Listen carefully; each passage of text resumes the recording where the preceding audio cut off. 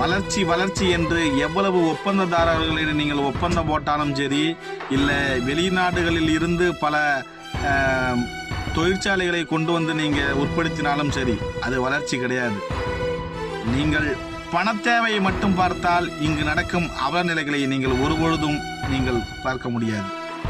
தயவு கூர்ந்து எந்த முதலமைச்சராக இருந்தாலும் இலவசத்தை நீங்கள் ஒழித்துவிட்டு, நாங்கள் இத்தனை பவுன் கொடுக்கிறோம், உங்களுக்கு நான் இதை செய்கிறோம், தாய்மாமன் சீர் அந்த சீர் என்று இப்பொழுது இருக்கும் ஆட்சியாளர்கள் சொல்லியிருக்கிறார்கள். ஆனால் இதுக்கு முன்பு இருந்தவர்களும் இதே போன்ற இலவசங்களை கொடுத்து இந்த மக்களை குட்டிச்சவராக்கி இருக்கிறார்கள். இது போன்ற சம்பவங்கள், அதாவது ஒவ்வொரு நாளும் ஏறத்தாழ நேற்று பிறந்த குழந்தையில் இருந்து நாளைக்கு சாக போகும் முதியவர் வரை அனைவரையும் இங்கு பாலியல் வன்புணர்வு செய்யும் காம கொடூர்கள் இருக்கும் சமுதாயத்தில், இந்த சமுதாயத்தில் ஆணாக பிறந்ததற்கு நான் வெட்கப்படுகிறேன், தலைகுனிவு ஆகிறேன். இவர்கள் அனைவரையும் நாம் எதிர்த்து அவர்களை எது செய்ய வேண்டுமானாலும் இங்கு அதிகாரம் நம் கையில் இருக்க வேண்டும். அதிகாரம் கையில் இருப்பவர்கள் தயவு கூர்ந்து இந்த கடுமையான சட்டங்களை நிறைவேற்றினால் மட்டும்தான் தமிழ்நாடு எவ்வளவு வளர்ச்சியானாலும் அது உலகம் பேசும். ஒரு வெளிநாட்டுக்காரர்கள் இங்கு நிம்மதியாக வந்து செல்ல முடிகிறதா? அவர்களுக்கு எவ்வளவு பாலியல் சீண்டல்கள் ஏற்படுகிறது என்று நீங்கள் கடந்த ஆண்டில் நீங்கள் எடுத்து தரவரிசைகள் நீங்கள் பார்த்தீர்கள் என்றால் உங்களுக்கு உண்மை என்னவென்று புரியும். இங்கு பெண்கள் பாதுகாப்பை 100% உறுதி செய்யும் மாநிலமாக தமிழ்நாடு திகழ வேண்டும்.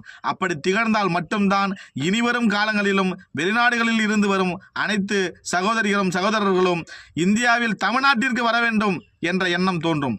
இல்லையேல் உலக நாடுகள் அனைத்தும் தமிழ்நாட்டையும் இந்தியாவையும் காரி துப்பும் நிலைமைதான் கண்டிப்பாக ஏற்படும். ஒருபுறம் இந்தியா மிகப்பெரிய பொருளாதார வீழ்ச்சியை சந்தித்து கொண்டிருக்கிறது.